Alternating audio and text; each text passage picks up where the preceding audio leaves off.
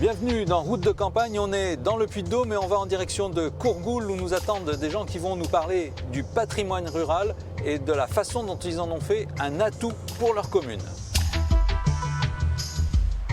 Courgoul, à 40 km au sud de Clermont-Ferrand, on y compte 70 habitants répartis dans 2 hameaux et le parking, c'est dans la prairie. Depuis le village de Courgoul, pour découvrir les payas, il faut prendre ce chemin, monter, il faut un peu de courage car c'est tout là-haut qu'on va découvrir les payas. On peut passer par où? À gauche.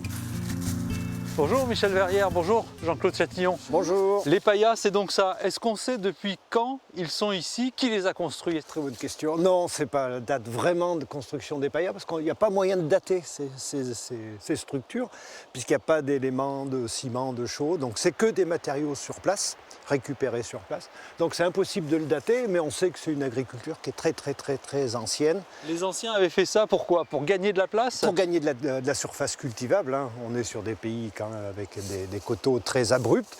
Et ici, on devait être sur le rocher, ça permettait de créer des surfaces cultivables, tout simplement. Ici, c'était principalement de la vigne et des fruitiers. Pourquoi, il y a une vingtaine d'années, avec quelques autres, vous vous êtes dit il faut les restaurer, il faut remonter ces murs? Eh bien parce que ça faisait partie intégrante du patrimoine de la commune, même s'ils étaient complètement embuissonnés qu'on ne les voyait plus.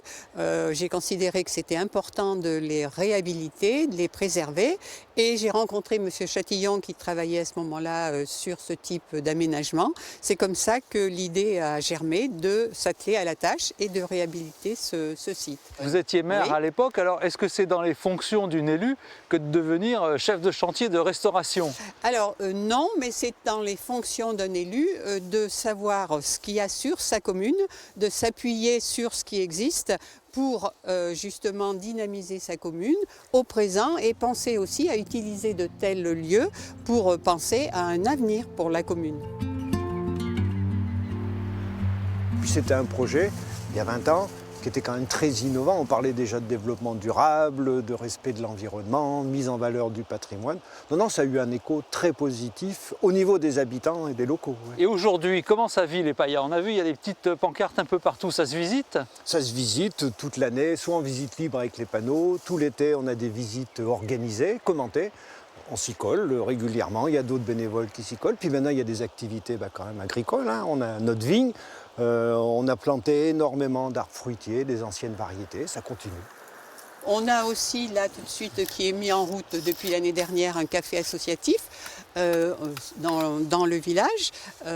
Donc c'est pareil, c'est la mairie qui nous a mis un local et la licence 4 qui est la dernière du village à disposition. Donc ce lieu nous permet de venir en appui des activités que l'on fait pour le site. Et ça, sur c'est le du site. lien social? Ça, c'est du lien social. On a des richesses que l'on ne voit pas forcément lorsqu'on est au quotidien à côté, mais il suffit de s'appuyer sur ce patrimoine, sur ces richesses locales pour les transformer et les utiliser pour des activités d'aujourd'hui.